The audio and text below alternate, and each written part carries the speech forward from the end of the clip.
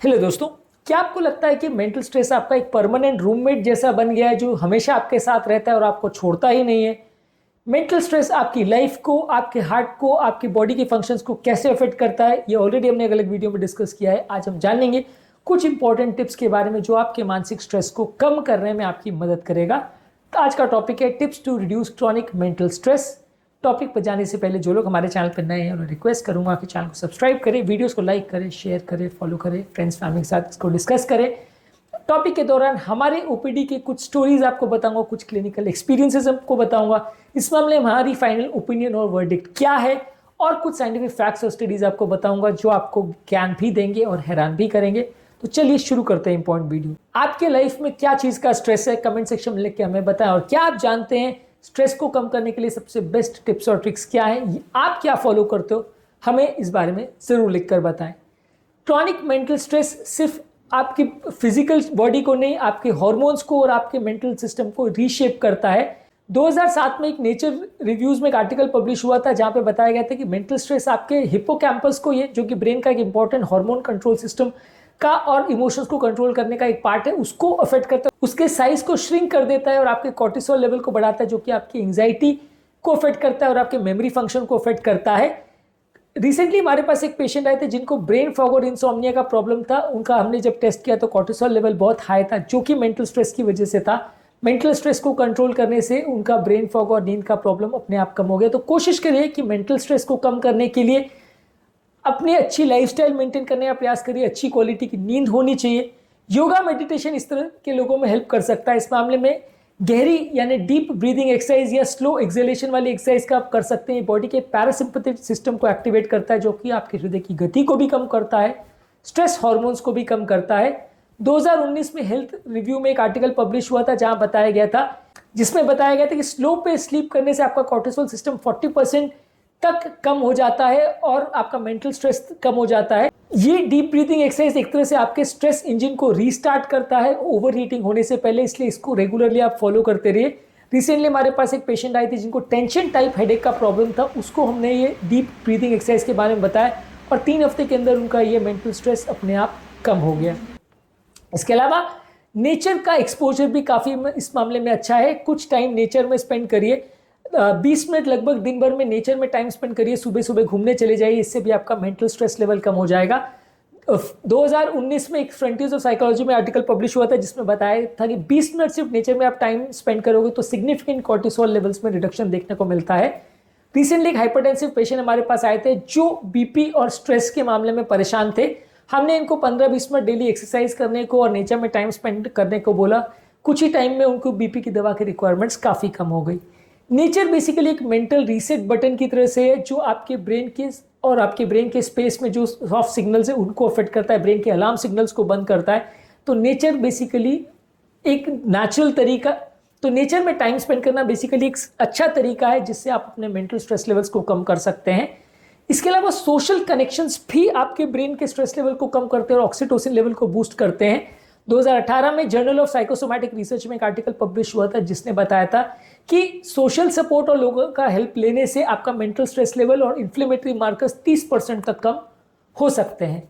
इसके अलावा अच्छी क्वालिटी की नींद भी जरूरी है। जिन लोग की स्लीप की क्वालिटी कॉम्प्रोमाइज होती है उनको अक्सर प्रॉब्लम आती है। 2020 में स्लीप जर्नल में एक आर्टिकल पब्लिश हुआ था जो दिखा रहा था कि स्लीप जिनकी प्रॉब्लम थी उनको मेंटल स्ट्रेस लेवल्स 50 to 60% ज़्यादा था और उनके ब्रेन की अमिगडाला की एक्टिविटी कॉम्प्रोमाइज थी जिनकी स्लीप का प्रॉब्लम जिनको ज़्यादा था। इसके अलावा प्रैक्टिसिंग ग्रैटिट्यूड भी एक इंपॉर्टेंट तरीका है। आप दूसरों के प्रति कृतज्ञता या उनके प्रति क्या आप अच्छा फील करते हो उसको एक्सप्रेस करिए।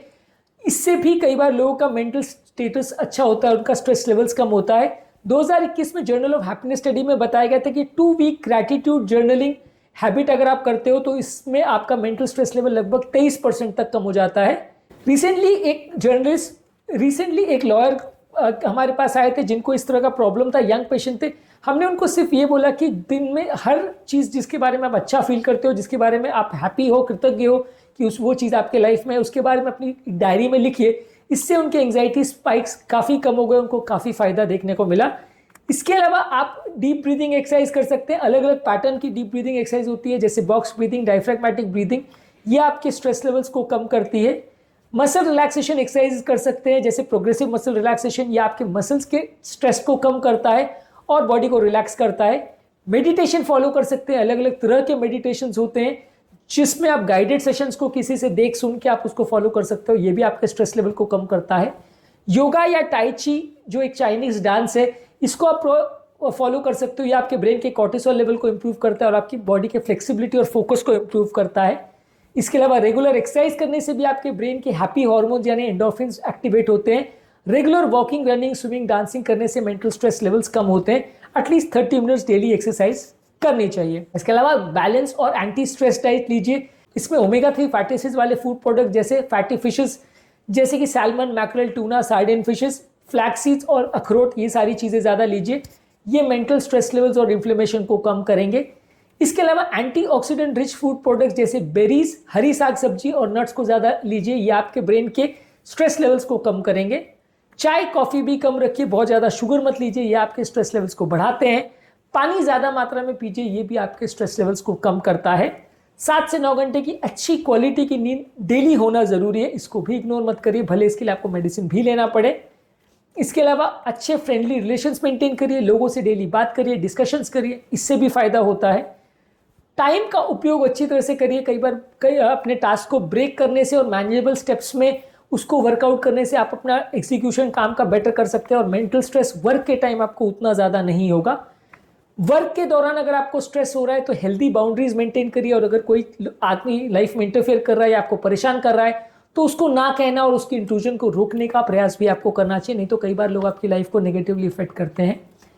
इसके अलावा दिन में 10 से 15 मिनट सनलाइट में एक्सपोजर रखना या धूप में टाइम स्पेंड करना भी बॉडी के विटामिन डी लेवल्स को बढ़ाता है, ये भी आपके मेंटल स्ट्रेस लेवल्स को कम करता है। यदि ये सब के बाद भी आपको फायदा नहीं हो रहा तो डेफिनेटली साइकियाट्रिस्ट को आपको मिलना चाहिए।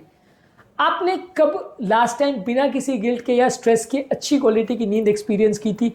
आप कब पूरी तरह से स्ट्रेस फ्री लाइफ जी पाए थे? कितने टाइम के लिए आपका लाइफ पूरी तरह स्ट्रेस फ्री हो पाता है? कमेंट सेक्शन में लिखकर हमें बताएं। स्ट्रेस के बारे में आपका क्या एक्सपीरियंस है, हमें ज़रूर लिखकर इसके बारे में बताएं।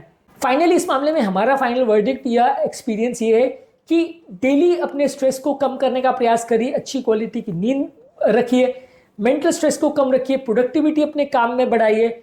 इसके अलावा अपनी हेल्दी फूड प्रोडक्ट्स पर ज़्यादा मात्रा में फोकस करिए, अच्छे क्वालिटी के रिलेशनशिप मेंटेन करिए, चिड़चिड़ापन मत रखिए, लोगों से लड़ाई झगड़े मत करिए। इसके अलावा नेचर में टाइम स्पेंड करिए, अच्छी क्वालिटी की नींद पर फोकस करिए, लोगों के बारे में आप अच्छा जो फील करते हो उनको बताइए। बार बार मन में विचार करिए कि किस व्यक्ति के लिए आप क्यों ग्रैटिट्यूड एक्सपीरियंस करते हो या क्यों उसके लिए थैंकफुल हो। ये सारी चीज़ें आपके मेंटल स्ट्रेस को कम करने में मदद करेगी। स्ट्रेस को कम करने के लिए हिमालय पर जाने की ज़रूरत नहीं है, छोटी छोटी चीज़ें भी बहुत आपकी लाइफ के मेंटल स्ट्रेस को कम कर सकती है।